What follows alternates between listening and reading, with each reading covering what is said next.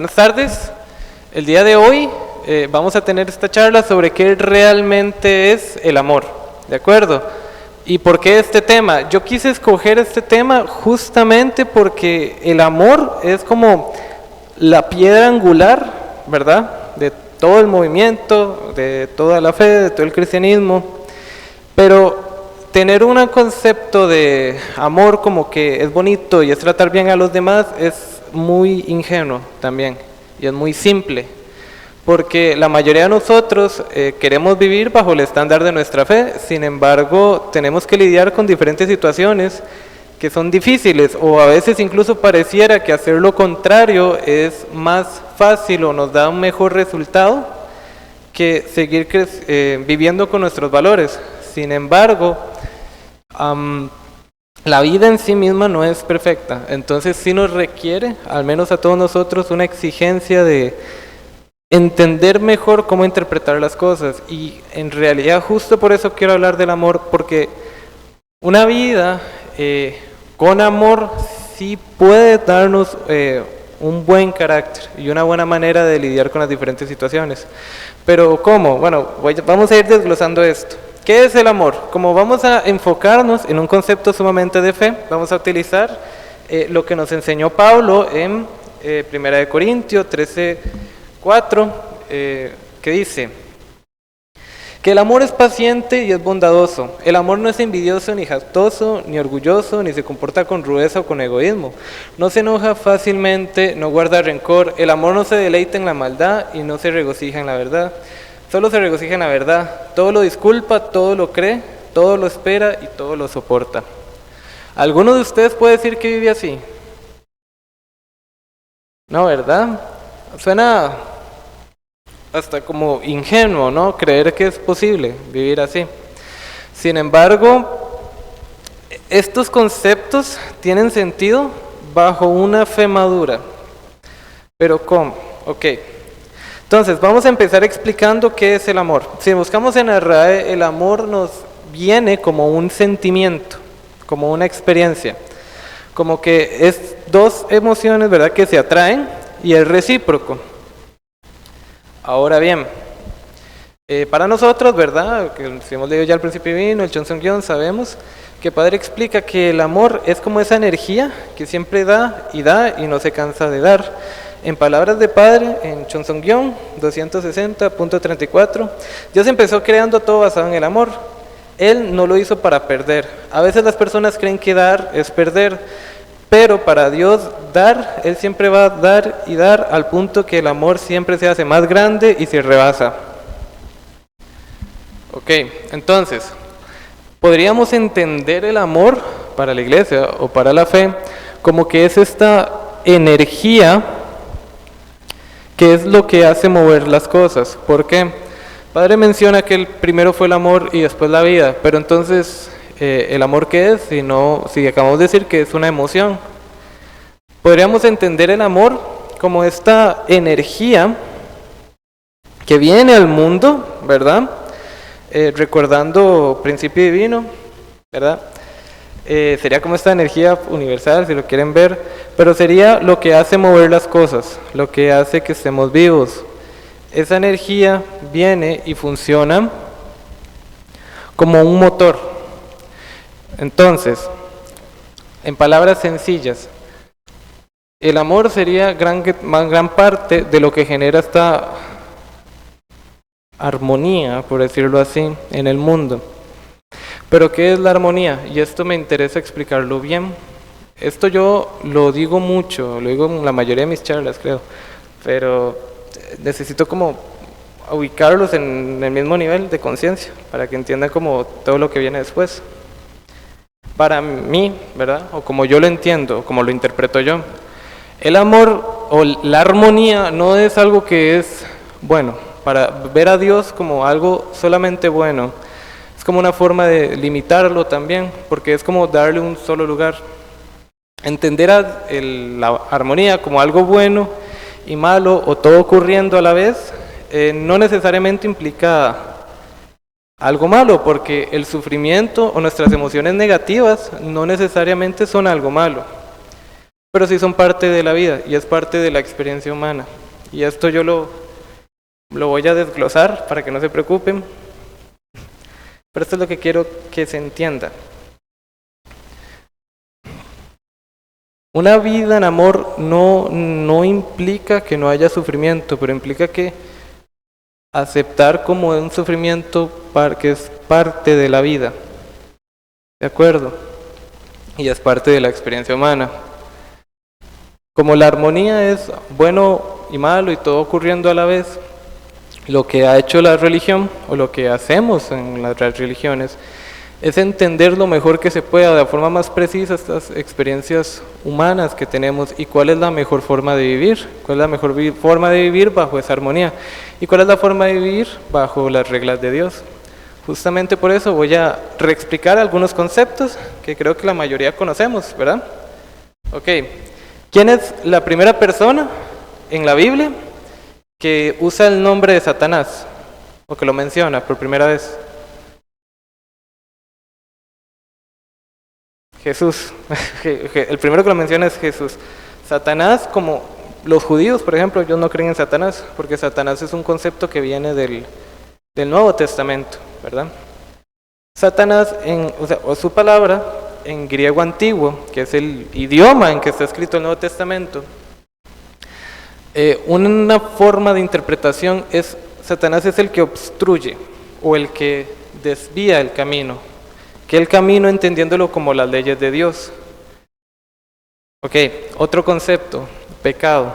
Pecado en hebreo antiguo significa errar lo blanco.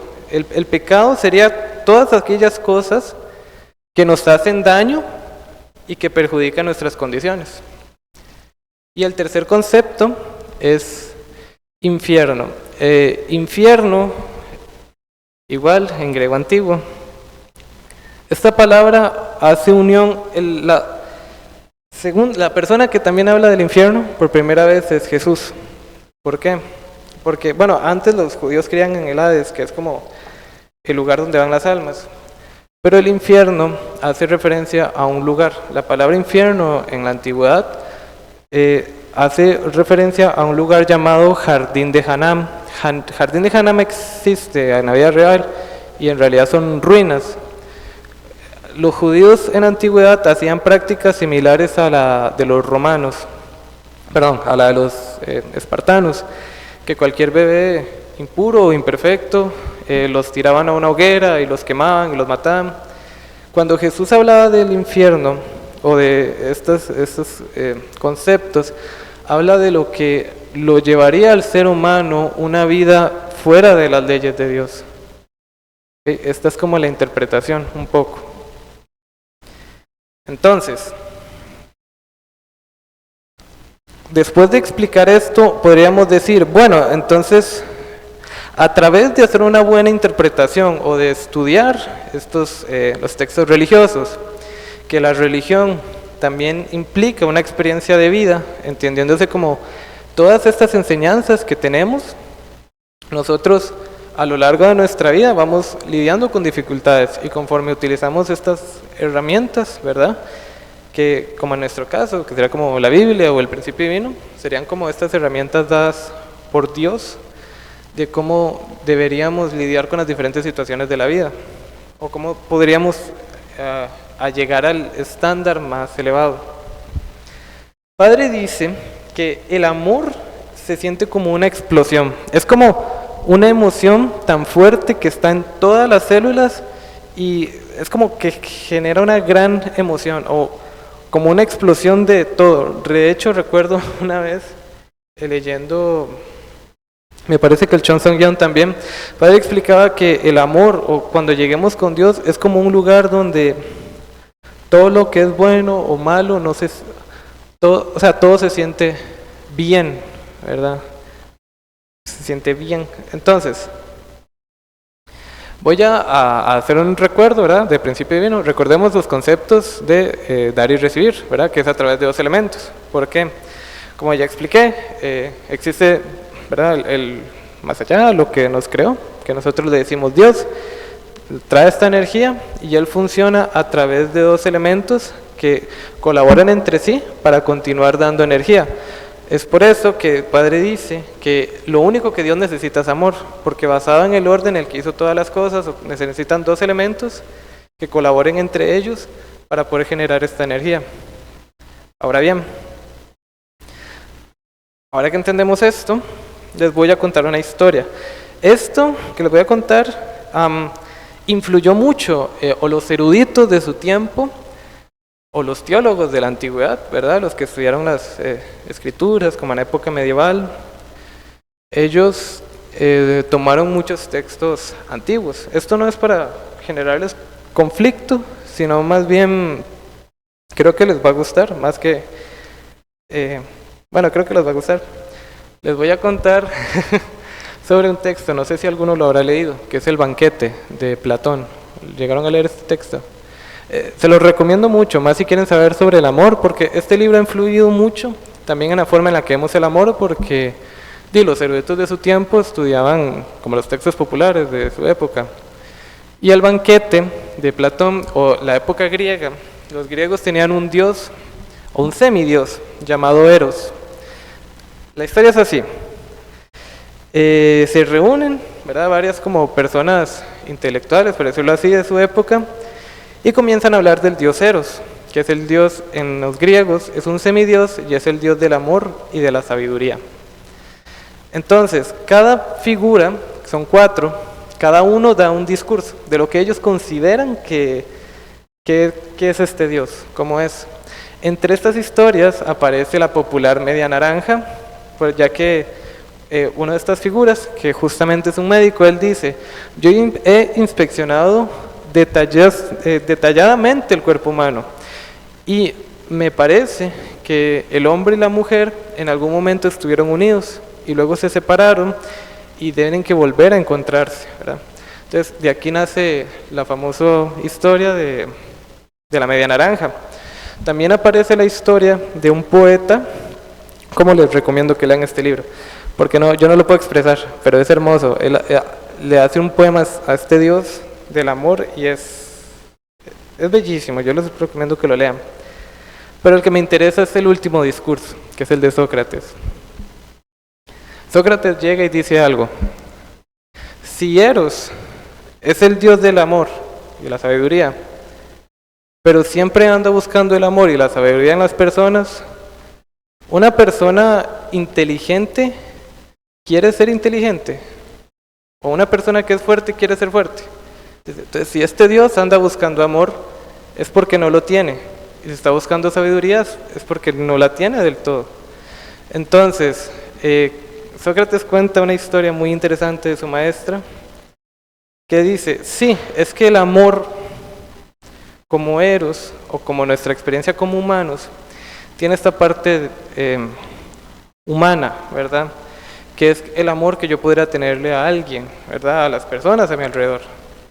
Por esta parte como más divina, como más de dioses, significa cómo establezco yo ese amor en los demás y cómo eso va trascendiendo en la humanidad a través de generaciones, ¿verdad? O sea, en palabras de la unificación, sería cómo va en la providencia, ¿verdad? Ahora bien, después de entender esto, después de entender qué el amor sería, primero, entender la naturaleza de este mundo, ¿verdad?, y vivir acorde con nuestro entendimiento, cuál es la mejor forma de vivir. Esto es lo que yo me voy a extender de ahora en adelante, pero amor en sí podríamos entenderlo de esta forma, que es como entender la naturaleza de las cosas y ser esta figura que siempre va a entregar, ¿verdad?, y siempre va a entregar a la armonía del mundo, no necesariamente porque suena bonito, sino porque es el orden natural en que funcionan las cosas, o al menos en que las cosas sobreviven y se mantienen y perduran a lo largo del tiempo, ¿de acuerdo? Pero entonces, ya, la parte que sigue es muy chida. Pero entonces, ¿cómo puedo tener yo amor por los demás? ¿Puedo amar yo todo? Puedo decir que amo todo y que los amo a todos y ¿puedo decir yo eso?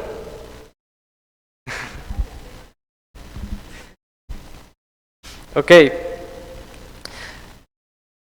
Obviamente, como yo soy miembro de la Sagrada Comunidad de Hanul Pumunim, explicaría el amor de forma individual, familiar, nación, tribu, nación y mundo. Sin embargo, cuando estaba reflexionando como cómo iba a ser el orden de ideas, pensé, es que antes de cualquiera de estas cosas, sí se necesita como un amor, una relación con Dios, como un amor personal, y cómo eso se refleja en todo lo demás, ¿verdad? En todos los demás niveles. Pero cuando digo esto, y como yo también he sido miembro por años, yo sé que esto suena como que tengo que tener una inmensa resiliencia, ¿verdad? Como menciona Pablo, y luego encima tengo que tratar a todos bien, y no puedo ser grosero, y no puedo como expresar como algún nivel de incomodidad, o no puedo hacer daño. Pero tampoco significa que van a permitir, ¿verdad?, que les pasen por encima. Todos los discursos que da Jesús, es muy interesante notar cuando leen la Biblia, que al final de que Jesús da un discurso, ya sea que lo hayan abuchado, ya sea que haya tenido alguna consecuencia, siempre aparece como alguna sección que explica, y Jesús cuando dijo todo esto sonó con autoridad, ¿verdad? Siempre sonó como manteniendo su posición, ¿verdad? ¿Por qué? ¿Por qué? Porque al final sabemos que a Jesús lo mataron, ¿verdad?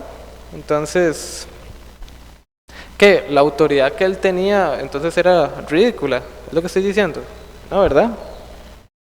Ok, voy a hacer un recuento de mi charla anterior. ¿Qué es el autoestima? Gracias, chiquillos. Me dan ganas de bajarme ya. Ok, a lo largo de nuestra vida hacemos cosas. Logramos algunas cosas, otras no. Pero en mi mente, a lo largo del tiempo, va haciendo una teoría de lo que yo soy o de lo que yo creo. Entonces, buena, mala autoestima no es algo que tú puedes decir, voy a tener buena autoestima, entonces me lo voy a decir. No, es que vos necesitas verte a ti mismo lograr cosas. Y esto nos ayuda a entender otra cosa. No es que no seas capaz de lograr cosas. De hecho, un concepto en el budismo es que tú no eres lo que piensas. Entonces, tenés el potencial para muchas cosas y el problema es que no lo sabes o no lo crees. Y justo de esto es lo que voy a ir desarrollando. Ok, ¿qué es algo que nos limita como humanos? ¿Qué sienten ustedes que es algo que nos limita como humanos a la hora de desarrollarnos?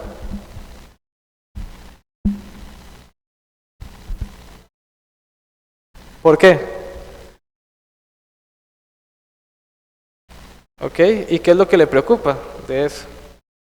¿Cuál es la emoción que le preocupa?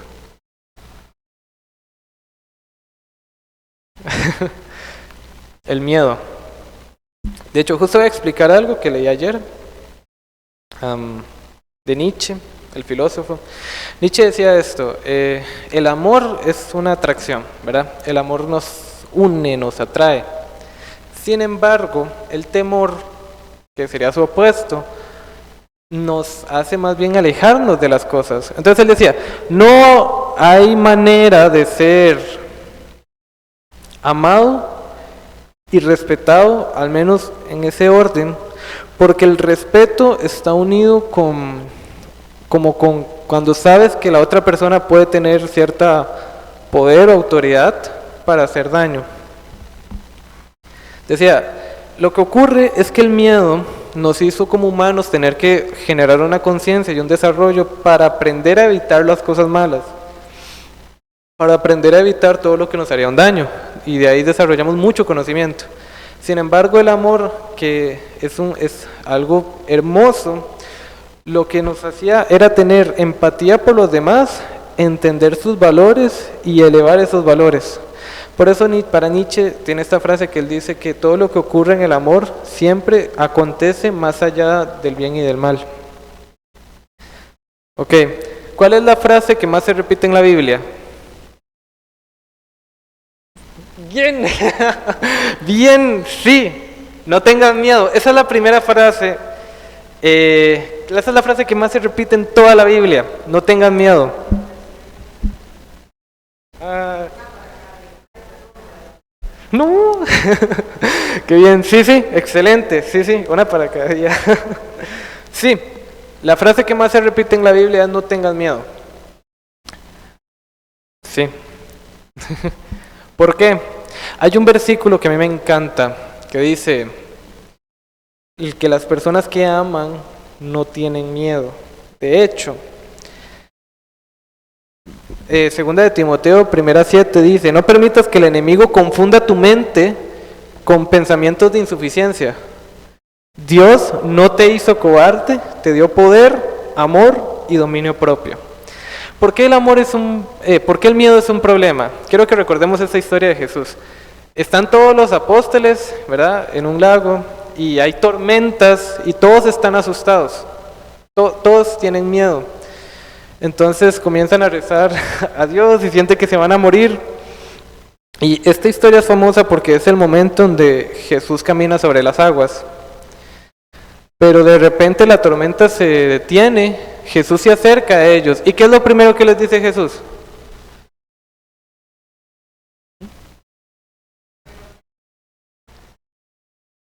¿Por qué no tienen fe?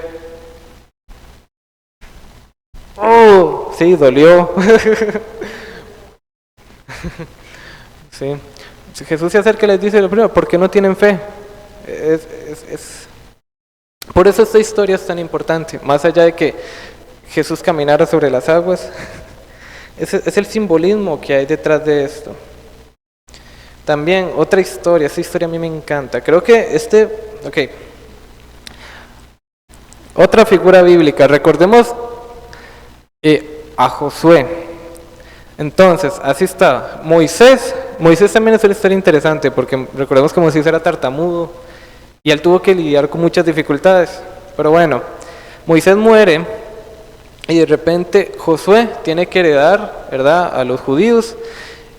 Tiene que liderarlos hasta llegar a Canaán. Ya llegaron a Canaán, la tierra prometida, todo lo que estuvieron trabajando para llegar aquí.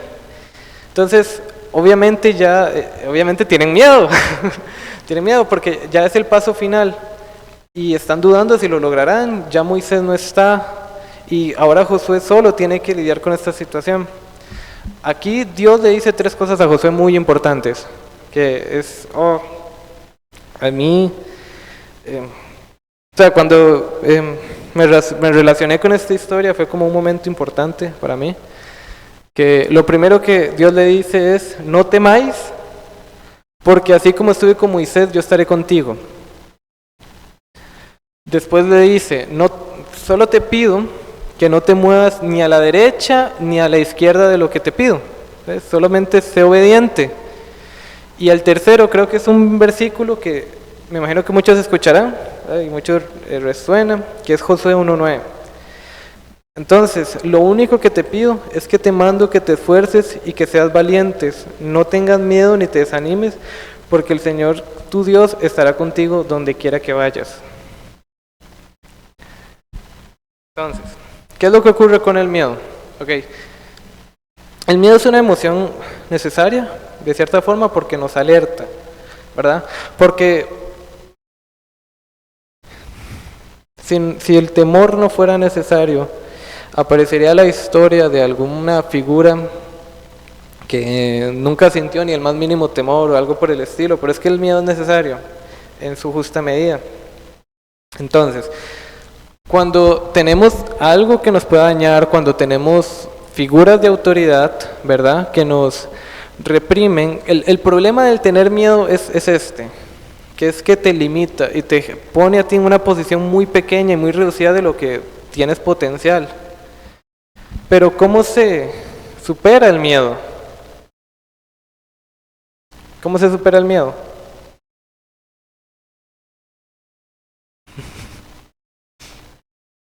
Sí.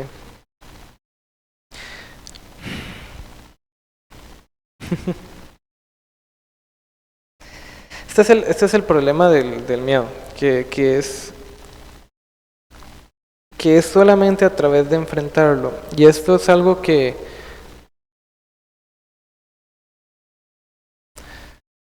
cuando clínicamente se ha demostrado que cuando tomas a una persona y la expones al miedo que tiene, se vuelve más fuerte.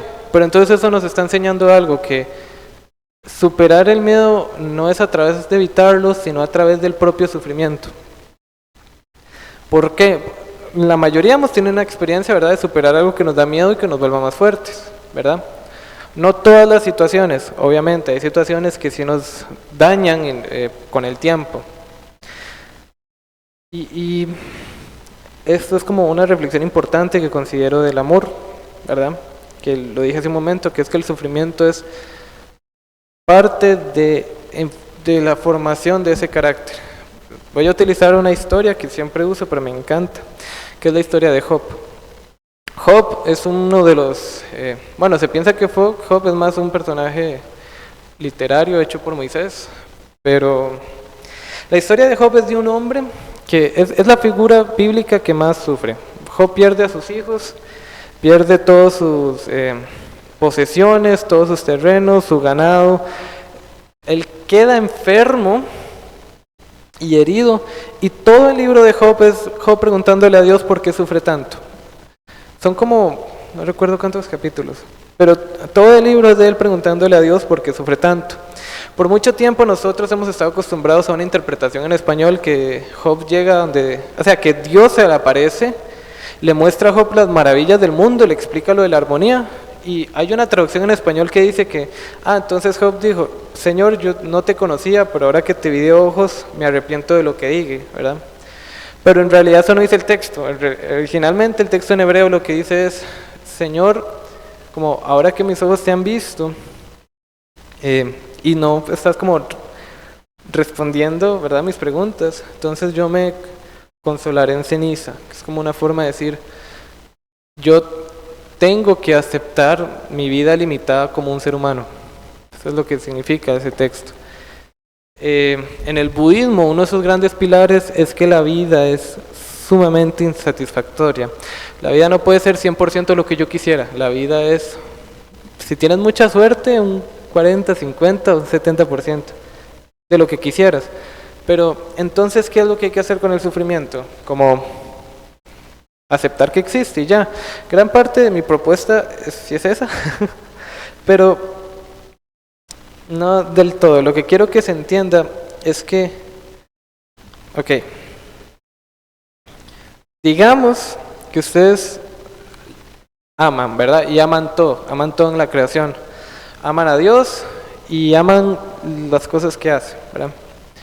Entonces tienen una meta. ¿Cómo se establece una meta? Quiero algo, punto. No, es más complejo. Buda tardó 8 años de su vida en llegar a la iluminación. Podríamos decir que Buda perdió 8 años de su vida y de su tiempo, porque él creía que lo que él estaba buscando era un camino. ¿Y qué es lo que el budismo más dice? Que es mirar adentro.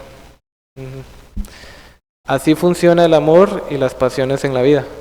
Vivir con amor o vivir con felicidad no se trata de que yo hoy voy a hacer mi lista de metas y yo digo, yo quiero mejorar en esto y quiero mejorar en lo otro y aquí, y me siento frustrado porque me siento juzgado y quiero hacer esto, allá, me quiero sentir bien. Entonces yo hago toda una serie de metas y voy a llegar ahí, a donde yo quiero.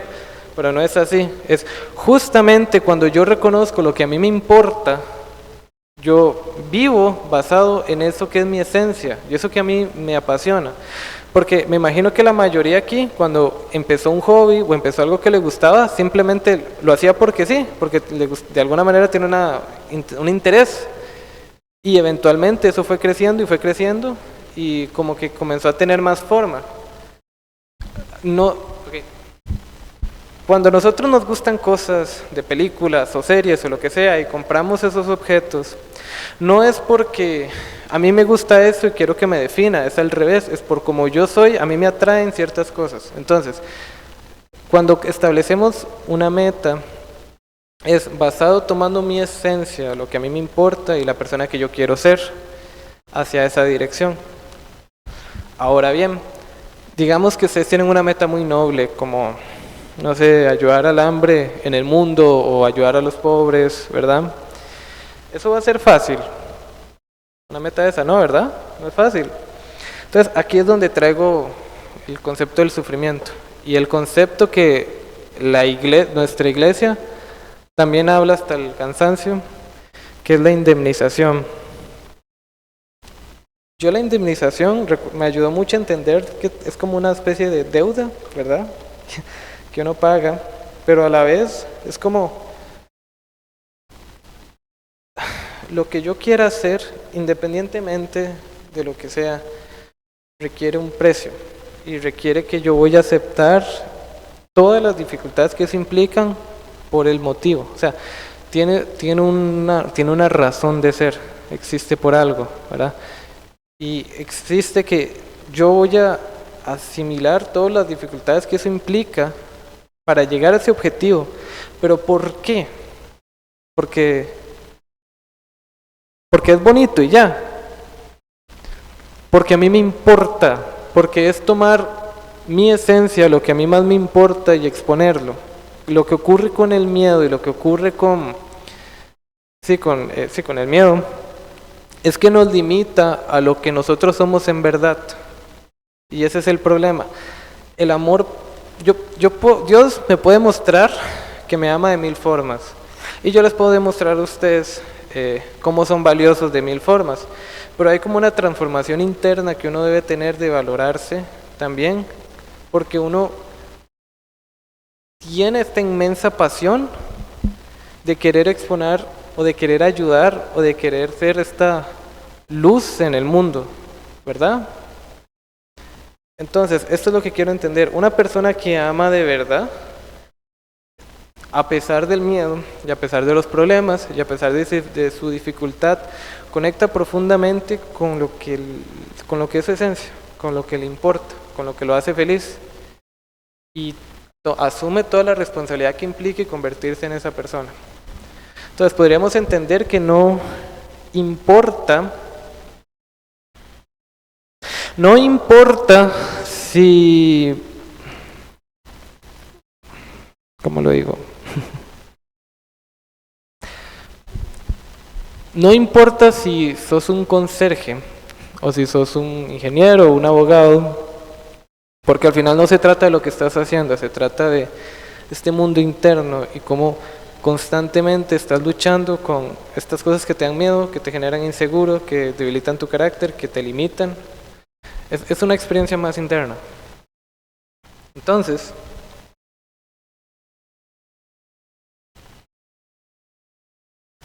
la reflexión que más me interesa que se lleven de aquí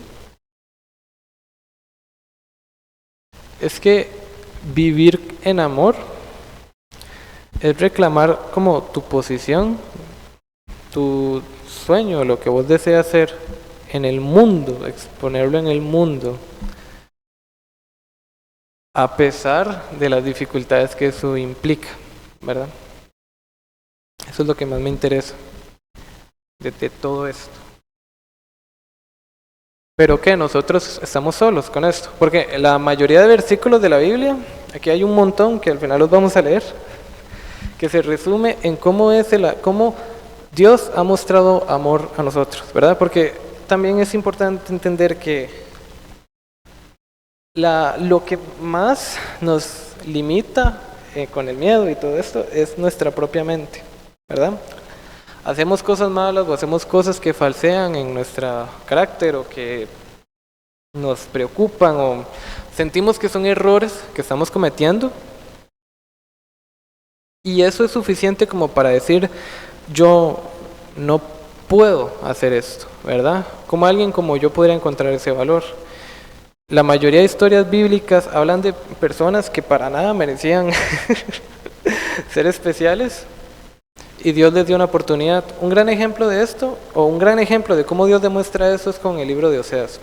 Oseas es un profeta al que Dios...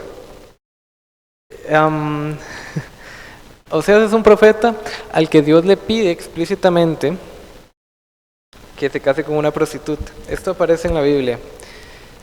Y Oseas lo hace y tiene una familia con esta persona y eventualmente ella lo vuelve a dejar y Dios le pide explícitamente a Oseas que vuelva a ir por ella.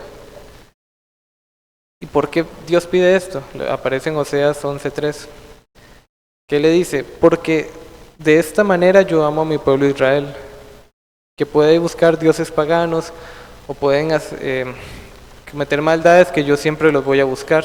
Pueden estar en el desierto y yo siempre los voy a traer como un padre que los ama. ¿Cómo es la historia del hijo pródigo? La de Jesús. ¿Recuerdan la historia del hijo pródigo? ¿Verdad? De dos hermanos que uno decide quedarse con su padre y cumplir con él y hacer todo lo que su padre le pide, ayudarlo con el campo. Pero el otro decide irse y gasta toda su fortuna en fiestas y demás. Y cuando él vuelve, el hijo mayor, ¿recuerdan la historia? El hijo mayor se molesta. ¿Por qué? Porque cuando él vuelve, el padre quiere hacerle una gran fiesta. Pero el hermano mayor se molesta porque dice, yo he estado contigo todo este tiempo, pero ese hijo tuyo que fue y estuvo en fiestas, ¿por qué lo celebras con una fiesta, verdad?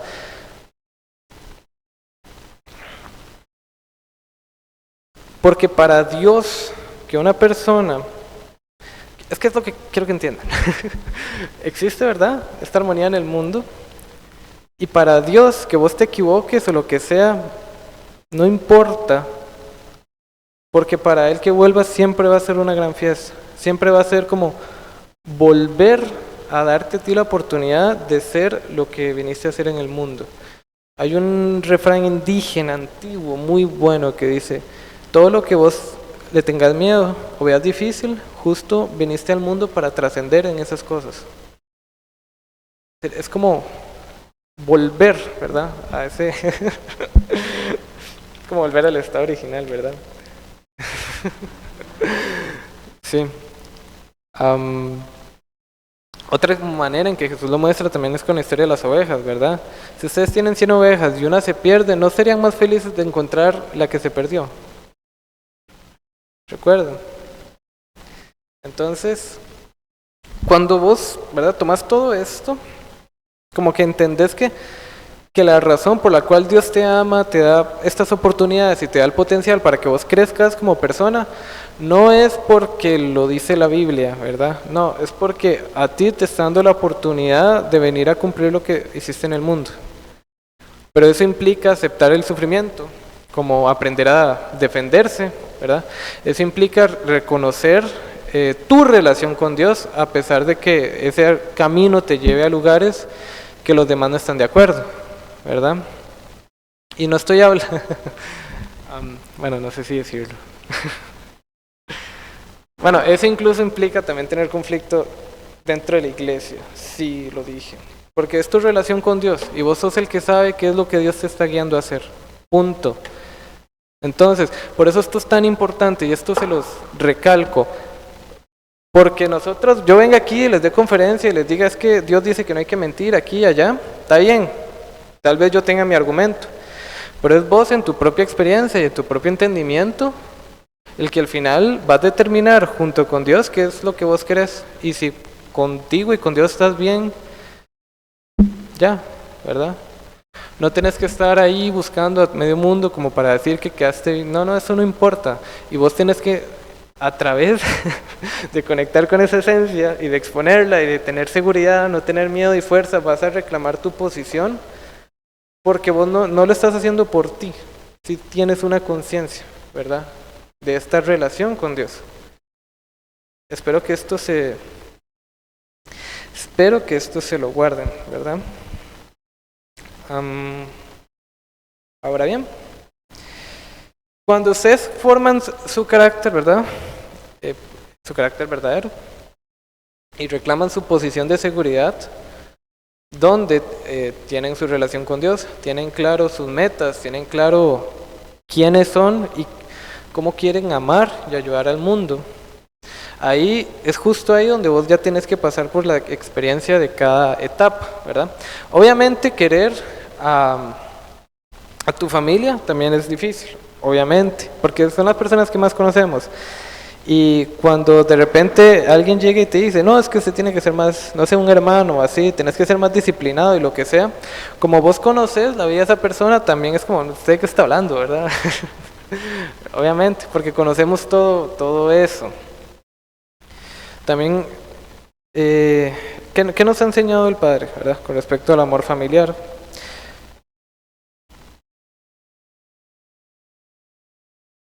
El amor en la familia implica como un sacrificio, ¿verdad? Implica ese esfuerzo, pero también habla que vos tenés que reclamar eh, tu posición como esta figura de amor a los demás. Entonces, está bien, ¿verdad? Servir, que es como servir es como el valor máximo en cualquier religión, pero esta frase me encanta, no sé si vieron esa película, que dice, Dios sirve a los hombres, pero no es servidor de hombres, ¿verdad? O sea, Dios sirve al hombre porque lo ama, pero nosotros no nos podemos poner en posición de decirle a Dios que nos dé todo lo que queramos, ¿cierto? Y así deberíamos ser nosotros. Es con ese amor y esa resiliencia de ayudar a los demás, sin perderme en lo que yo soy. ¿Por qué? Hace poquito expliqué algo muy interesante. Dije, el pecado es todo aquello que nos hace daño. Pero entonces, bajo ese concepto, hay cosas que no necesariamente las vemos como pecado, ¿verdad? Pero que nos hacen daño. Una es el miedo, la vergüenza, las limitaciones, llorar mucho, la depresión. Todo aquello que nos esté desviando de nuestro mayor potencial, de nuestra esencia, es un pecado, pero no es pecado porque sea malo, es un pecado porque no nos permite experimentar la vida por quienes somos o por quienes vinimos a ser. ¿De acuerdo? Obviamente el amor a la nación, ¿verdad? Que es este deseo de querer cumplir un rol en tu sociedad. Esto es muy bonito. Esto es muy bonito porque te ayuda a entender como qué papel y qué rol quieres traer al mundo para ayudar a los demás. Esto es muy bonito, yo pienso que es muy especial porque tiene mucho que ver con qué te apasiona a vos y qué quieres aportar al mundo, ¿verdad? Que es especial para ti.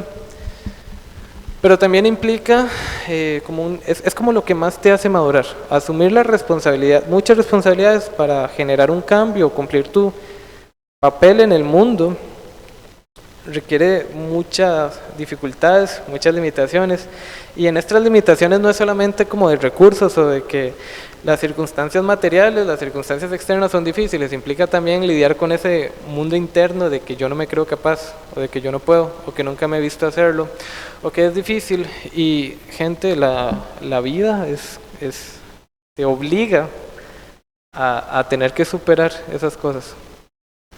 El sufrimiento te obliga a que a veces tener depresión o a veces estar triste o llorar o me quiero rendir, que yo yo recuerdo tener 1000 oraciones con Dios de que yo me rindo, ¿verdad? Lo que sea, pero siempre me aparecían estos versículos, ¿verdad? Como sé valiente o como esfuérzate o como yo nunca te voy a soltar, yo no voy a terminar contigo hasta cumplir lo que he dicho. Todo lo que prometí o alguna vez no he cumplido tus promesas. La vida te va a obligar a pasar por esos momentos, pero si tenés la conciencia para entender lo que estoy diciendo, vas a poder cruzarlos viéndote a ti mismo que en realidad Dios sabía. Hay un versículo que dice que yo te conocía desde antes de que nacieras y sabía, y aún así te traje al mundo.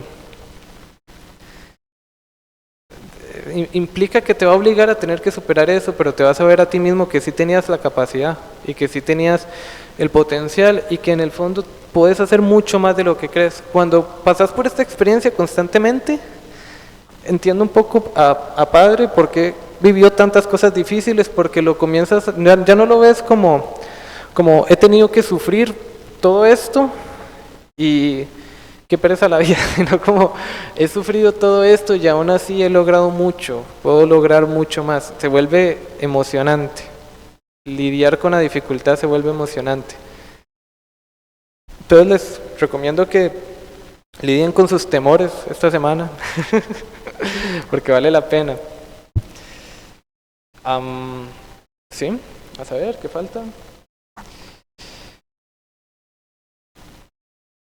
Okay. Y la última es el amor al mundo, o el universo, ¿verdad? A la armonía de las cosas. Esto es muy profundo, esto es bellísimo, esto es cuando ya después de pasar por todo este proceso, entiendes lo que es disfrutar el estar vivo. ¿Qué fue lo que nos enseñó Jesús, verdad? Que querer a quien nos trata bien es fácil, ¿verdad? Pero había que amar al enemigo. ¿Por qué Jesús dijo esto? En realidad lo dijo para respetar este orden que estoy diciendo, este orden de que nos saca el mejor potencial, que es lo mejor para la existencia, es lo mejor para la vida. Es muy difícil, pero es lo mejor para desarrollar y sacar lo mejor de nosotros. El amor al mundo implica el disfrutar estar vivo, ¿verdad? Ver a Dios en la risa de un niño, en las plantas y verlo como este deseo de apreciar el mundo como es, pero no desde una posición donde yo tengo miedo y estoy dudando y estoy frustrado, sino como no es un estado difícil en el que no siempre se llega, pero en una posición donde yo me reclamo como lo que yo soy en el mundo y a pesar de todo lo difícil, agradezco ser parte de esto, ¿verdad? De lo que implica la experiencia humana, de lo que implica las cosas buenas que trae, ¿verdad? Ok, para motivarlos, ¿verdad? Quiero agradecerle a Andrea por las imágenes que me envió, que me hizo. Esto que les quiero enviar es la parte final que les quiero enseñar, ¿verdad? Ahí Julio me dice. Ok, vamos a leer todas estas frases, ¿verdad? Esta frase es la sección final que habla sobre... Yo sé que después de lo que conté, como que es normal creer que entonces uno no... A pesar de lo que yo dije, sí, pero convertir mi vida en lo que yo quiero hacer o lo que quiero vivir es imposible, es demasiado difícil, ¿verdad? Entonces... voy a utilizar estos versículos que demuestran cómo es el amor de Dios hacia nosotros y cómo demuestra, porque yo no tengo que decirles nada, yo sé que muchos de ustedes sienten o saben hacia la persona que deben dirigirse, y aquí se muestra cómo es que más bien Dios cree en nosotros, ¿verdad? Entonces, la primera frase es esta, bueno, el primer versículo. Dios no es un simple mortal para mentir y cambiar de parecer. ¿Acaso no cumple lo que promete ni lo que lleva a cabo lo que dice? Algunos, no sé si han tenido esa experiencia, yo sí, ¿verdad? De tener como la intuición de que yo debería lograr una meta. Y me rindo, ¿verdad? O sea, no, me rindo. Pero al final decido hacer ese pequeño esfuerzo y... Muchas veces yo hago tengo estas experiencias, ¿verdad? Donde hago este pequeño esfuerzo y logro mis metas y no necesariamente sentí que Dios vino y me ayudó. Siento que más bien Dios me dejó solo para que yo entendiera que sí lo podía hacer, ¿verdad? La que sigue. Vengan a mí todos los que están cansados y afligidos y yo los haré descansar, ¿verdad? No hay mejor medicina que tener pensamientos alegres. Cuando se pierde el ánimo, todo el cuerpo se enferma. Sí, esto clínicamente en psicología se habla como realmente hay muchos pensamientos, o sea, que tener una salud mental sí fortalece mucho el cuerpo. En realidad la mente tiene mucha fuerza en todo nuestro cuerpo y sí implica que constantemente la cultivemos. Y no siempre lo hacemos, pero hacerlo sí da un mejor resultado a todo el cuerpo, ¿verdad? A menos que no sea algo clínico, ¿verdad? El verdadero guerrero no abandona la batalla, sufre, llora y ríe y no vuelve atrás, cae, se levanta confiando en que Dios le dará la victoria. Bueno. Hoy Dios te dice, yo te he amado con un amor eterno, con un amor inagotable, acerca acerca a mí, yo te ratificaré, mi amado hijo, volverás a ser feliz y bailarás con alegría, ¿verdad? Espero que estos versículos les dé esperanza, ¿verdad? Santarán menciona, has decepcionado tanto a Dios, es mejor demasiadas veces, así que ríndete. Entonces, este es un versículo, ¿verdad? Romanos 8:29. Sabía todo lo que harías antes de nacer y todavía te llamé y no he terminado contigo. Y no serás abandonado, nada puede separarte de mi amor. Hay un, creo que ahorita, sí, este es un versículo. Esta situación, Génesis 28:15, ocurre justo después de la caída, ¿verdad? Ocurre justo después de la caída. Que sería, yo estaré contigo y no te abandonaré hasta cumplir lo que te he prometido. Te cuidaré por donde quiera que vayas. Esta es una frase de Salomón. Tu alma se nutre cuando eres amable, pero se destruye cuando eres cruel. Recuerden que Salomón fue el rey más sabio, ¿verdad? De todos. Esta es con la que abrí, ¿verdad? El que ama tiene paciencia en todo y siempre es amable. El que ama no es envidioso, ni se cree más que nadie, ni es orgulloso, ¿verdad?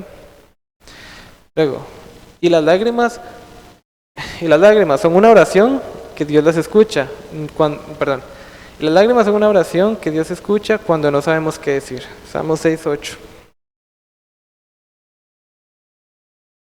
Okay. Porque todos los que son guiados por el Espíritu de Dios son hijos de Dios, y ustedes no recibieron un espíritu que de nuevo los esclavice al miedo, sino el Espíritu que los adopta como hijo y les permite aclamar Abba, ¿verdad? Que significa Padre en hebreo.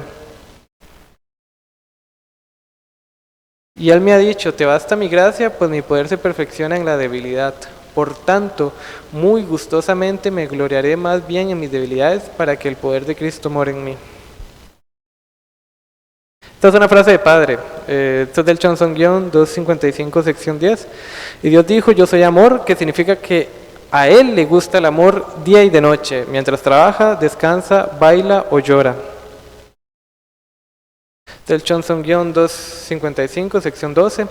Tienen amor eterno en sus corazones, han llegado a la posición donde pueden decir, el amor de Dios viene hacia mí, esto nunca cambiará, aunque cambie el cielo y la tierra, esta promesa no cambiará. Ahí es donde deben estar, ¿verdad? Este nivel de convicción. Pero no quiero que entiendan esto, no es como una convicción porque es lo correcto. Es una convicción de que de todo lo que yo he vivido me he demostrado que no todo me va a salir bien y no todo me va a salir mal, pero yo decido seguir esforzándome por exponer en el mundo lo que yo soy o por conectar con esa esencia de lo que yo soy como persona. De ahí viene esa convicción, eso es lo que quiero que entiendan. El amor verdadero no miente ni quiere ser servido, sino que sirve a otros.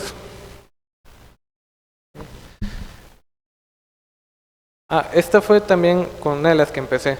Dios empezó creando basado todo en el amor, y Él no lo hizo para perder. A veces las personas piensan que invertir es perder, entonces ¿por qué Dios invirtió todo? Es porque el amor tiene el poder de llenar todo hasta rebosar y continuar llenando.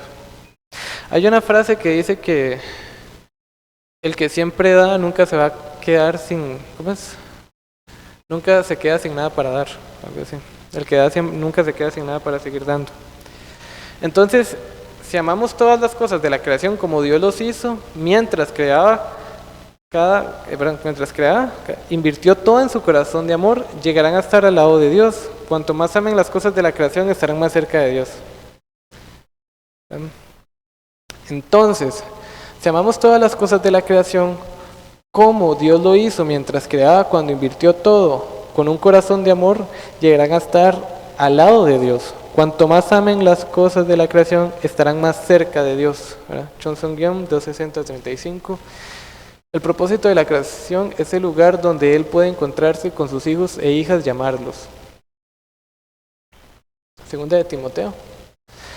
Esto no es para los jóvenes, pero creo que nos conviene a todos.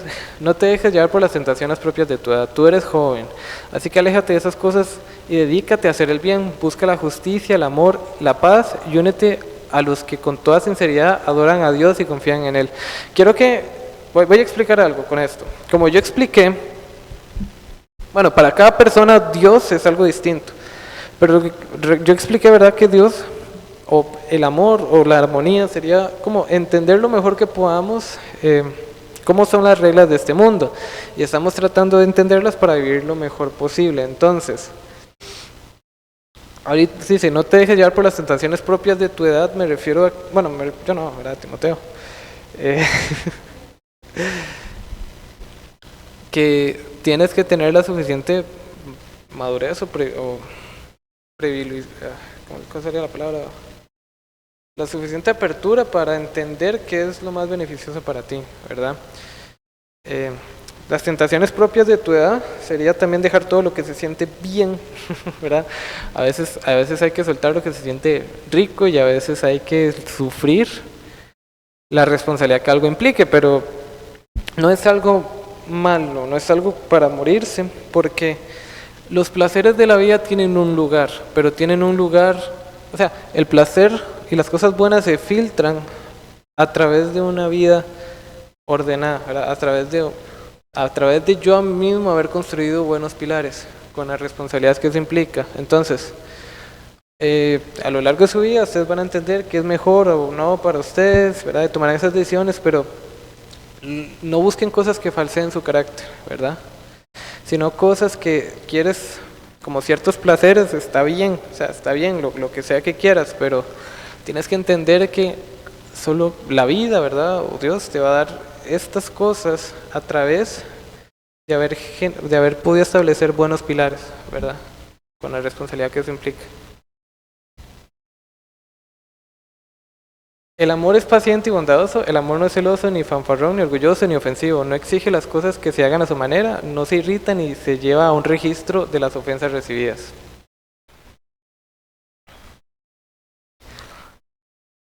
Espero que les sirva de inspiración.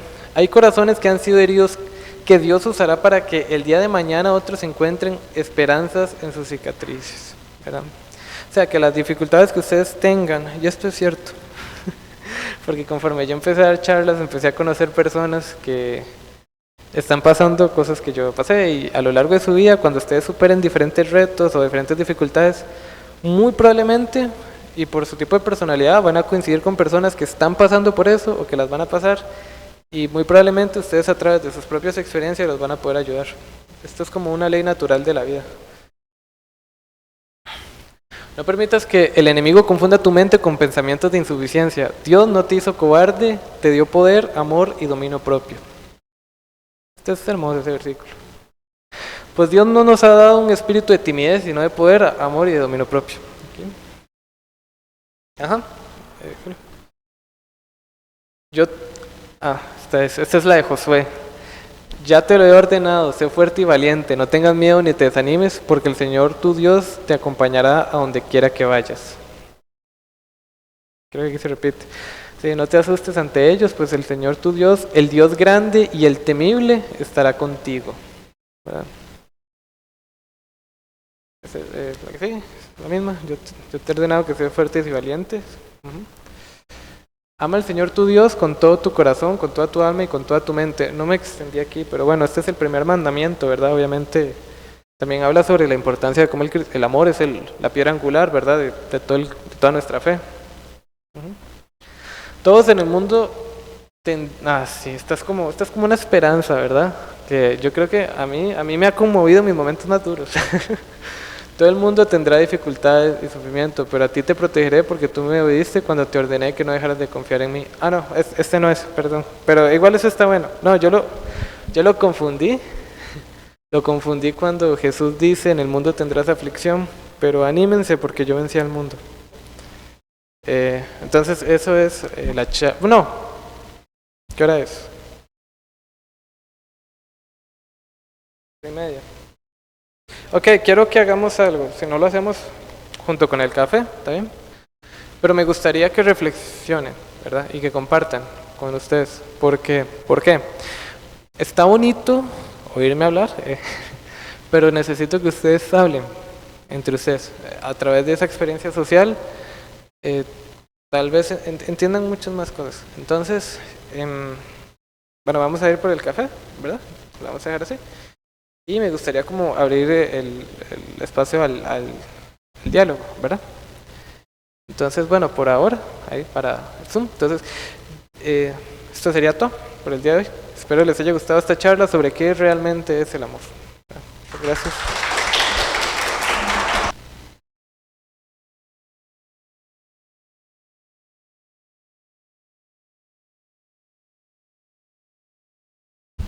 Ya